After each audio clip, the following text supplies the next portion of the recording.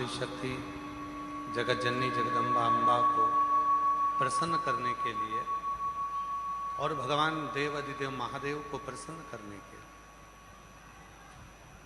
दोनों को प्रसन्न करने के लिए अलग अलग क्रम बनाए और दोनों के क्रम बिल्कुल अलग।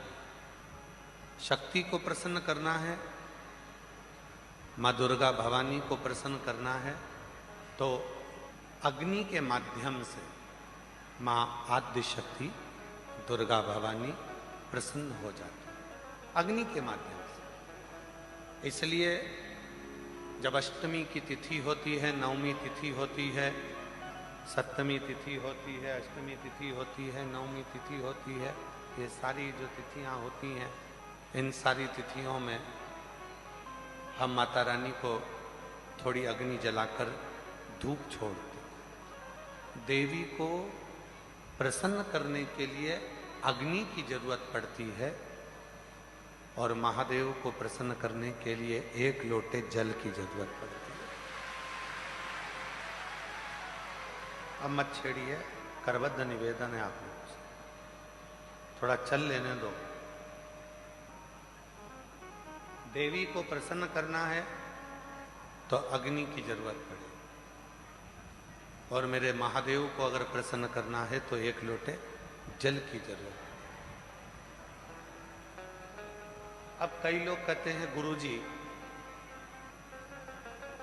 शिव और शक्ति दोनों को ही प्रसन्न करना है और तुरंत कोई ऐसी जगह बता दो जहां पर शिव और शक्ति एक साथ प्रकट होकर प्रसन्न होकर हम पर करुणा करना प्रारंभ कर दें, तो वो स्थान कौन सा हो सकता है?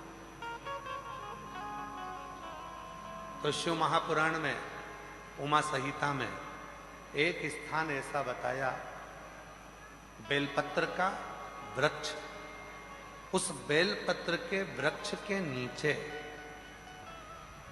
जब जल चढ़ाकर हम दीपक प्रज्वलित करते हैं, लंबी बत्ती का, कौन सी बत्ती का?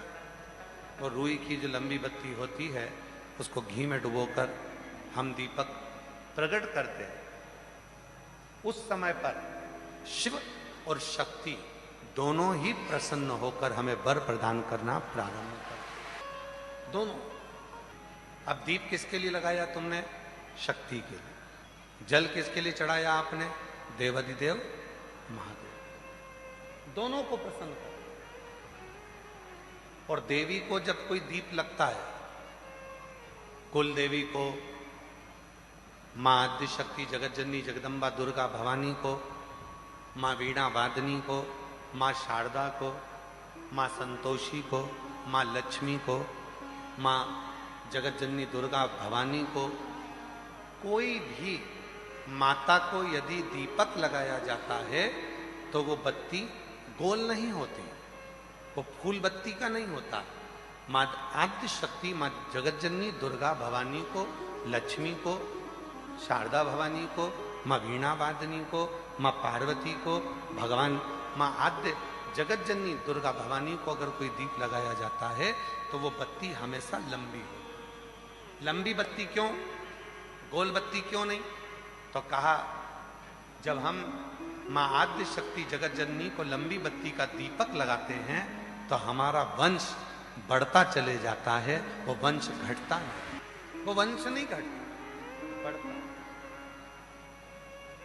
इसलिए शिव और शक्ति, देवी को अगर प्रसन्न करना है तो अग्नि से होगा और अगर महादेव को प्रसन्न करना है तो जल से।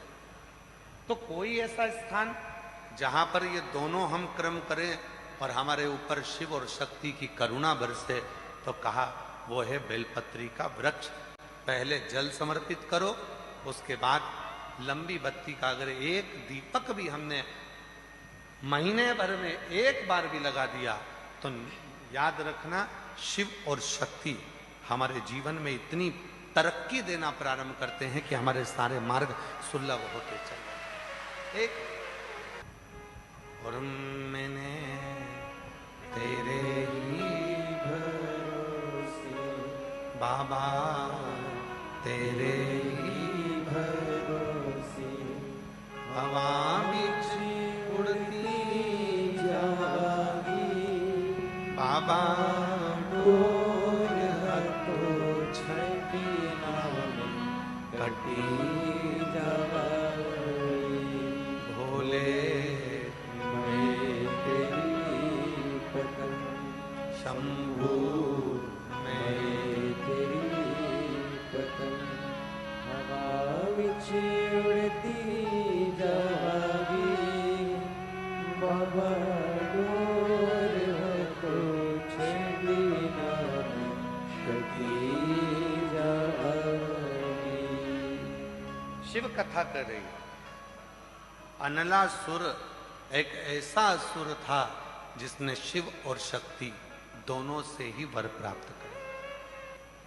दोनों से वर मिल रहे, शिव से भी वर प्राप्त हो रहे हैं और शक्ति से भी वर प्राप्त हो रहे हैं। जब दोनों से ही वर प्राप्त हो गए, फिर अनलासुर ने विचार कर लिया कि अब तो मैं प्रबल हो गया, और उस प्रबलता में वो गलत कार्य करने लगा, श्रेष्ठ कार्य से वंचित हो गए।